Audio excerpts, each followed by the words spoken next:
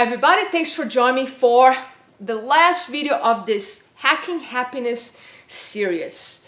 I want to talk about being excellent in everything you do. Talk about the mastery of becoming excellent. And I'm going to define a little bit what I mean by that. And this is a very important session that I close after 5-6 weeks working with teams, achievers of the workforce, because the session excellence is about wrapping up what we talk about for 5-6 weeks, which is the value of creating your vision, working on your core values, showing up in alignment with those values, mastering productivity, mastering your energy management so you can handle stress and thrive in times of stress. So also working on excellence, it's about personal development. It's about one of the best investments you can make in yourself, because when you become excellent, when you become valuable, you can figure things out when life gets hard. If you get laid off your job, your company shuts down, or you get demoted, or you're going through some life transition like divorce, separation, whatever big challenge you might be going through or went through in the past, when you work on yourself, when you do your inner work, you develop your skill set, you develop a positive mindset in terms of stress, those life challenges will not destroy you. Those life challenges will always make you stronger, make you better, make you wiser, and help you to go through a period of great challenges without losing yourself, without losing your peace of mind, and without losing your ability to believe that you can recreate anything or create anything you want.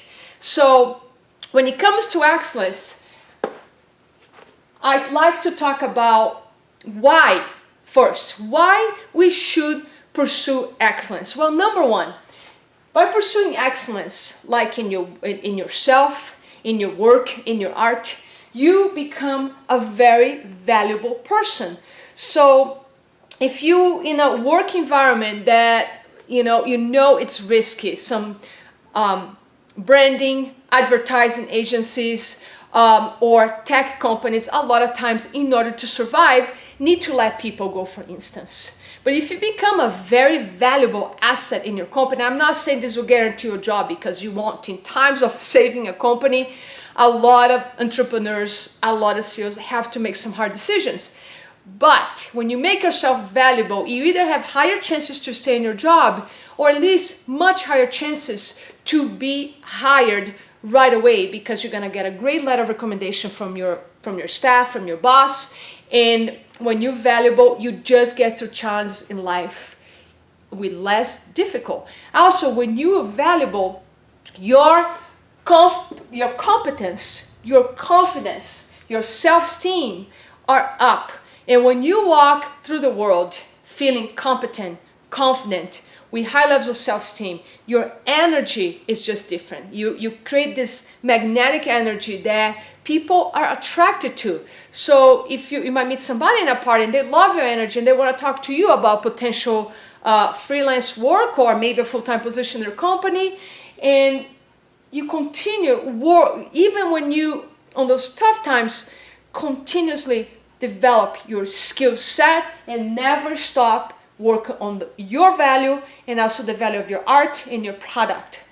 The second big word on pursuing excellence is how can you become indispensable in your company. And this word was inspired by a book I read a long time ago called Linchpin by Seth Godin. Brilliant guy that talks a lot about our culture now, what companies are looking for, and how we can become valuable and indispensable in a company, in our community, in our family, among our friends. So this is not just about creating a great life, great career, great professional life.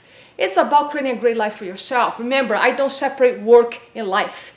To me, we have one life, and work, it's part of our life, it's part of us expressing our art, it's part of our happiness. So it's all one. So when you become valuable, indispensable, and you develop this almost like muscles in you that you're just training every day, you just thrive in life, in your personal life, in your career life. So how can you become indispensable? What can you learn more? What can you master in your profession, your career? One skill that if you master, is going to make a tremendous difference at the bottom line of your company, difference with your group, with your team members, the people you manage, or the people who manage you. How can you become that initiator of ideas? How can you become that person in the group that's gonna say, I have a great idea that I would like to share? In order to do that, you have to constantly work your confidence in your skill set. Because if you don't have that knowledge and learn how to apply that knowledge, it's really hard to develop these mental muscles here that are part of pursuing our goals. It's part of achievement. As I always say, confidence is one of the core muscles of achievement. It's actually chapter number 3 in my book that's going to be released very soon. So another advantage, besides becoming very valuable and indispensable when you're pursuing excellence, is that you work on your life mastery. And when I say life mastery, what I mean here in this context is that you're able to adapt to changes or adapt to high stress better than many people. This is like you become a very fit mental and emotional athlete, because changes and high stress are the two things that in a lot of times can make people sick because they can't handle. They get filled with anxiety, and unfortunately the result of that anxiety can lead to depression as well. Usually people with high levels of depression, they complain that they cannot adapt to changes or they cannot handle stress.